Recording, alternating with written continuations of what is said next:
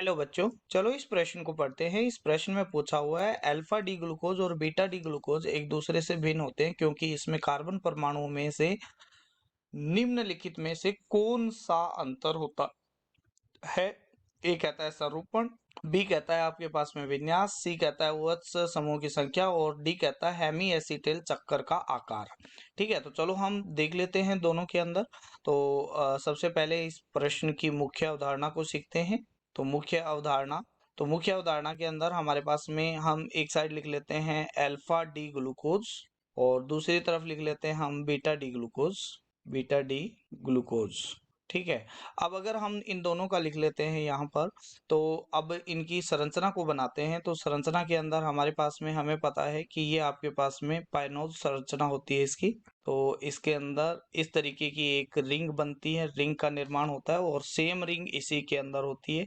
तो इसके अंदर चक्कर का आकार तो सेम है, तो आपके पास में डी ऑप्शन तो सेम क्या नहीं हो सकता, सही नहीं हो सकता।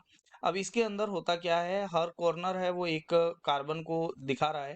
तो यहाँ पर अगर मैं अल्फा डी ग्लूकोज के अंदर बात करता हूँ तो यहाँ पर H क्या होता है ऊपर, OH क्या होता है नीचे। अब यहाँ पर अगर मैं देखा जाए तो H क्या होता है ऊपर, OH क्या होता है नीचे।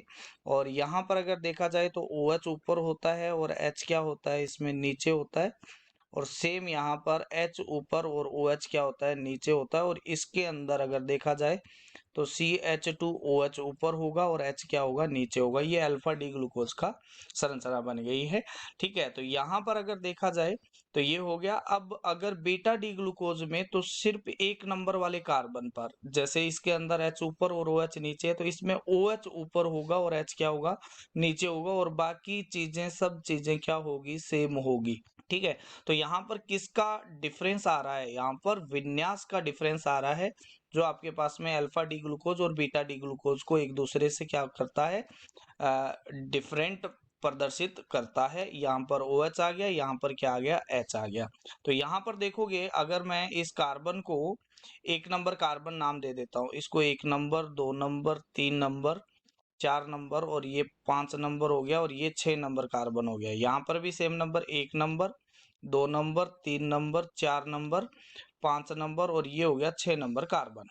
ठीक है, तो अगर यहाँ पर देखा जाए तो एक नंबर कार्बन पर जो आपके पास में विन्यास है H और OH का, वो क्या है एक दूसरे से क्या है टोटली डिफरेंट है, दोनों में अंतर है यहाँ पर। तो इस वजह से यहाँ पर जो आएगा वो आएगा कि ये एक दूसरे के कौन से हो गए, एनोमर्स बोलते हैं इनको, जिसमें एक कार्बन के प्रति क्या होता है विन्यास डिफरेंट होता है, तो इसको बोलते हैं एनोमर। तो अल्फा डी ग्लूकोज और बीटा डी ग्लूकोज एक दूसरे के एनोमर्स होते हैं और इनमें एक दूसरे का विन्यास का क्या होता है अंतर होता है, वो भी एक नंबर कार्बन का विन्यास का अंतर होता है। इस कार्बन को हम एनोमरी कार्बन भी बोलते हैं, एक नंबर कार्बन को हम क्या बोलते हैं एनोमेरिक कार्बन भी कहते हैं। आशा करते हैं मुख्य अवधारणा के आधार पर आपको इस प्रश्न का उत्तर समझ में आया होगा।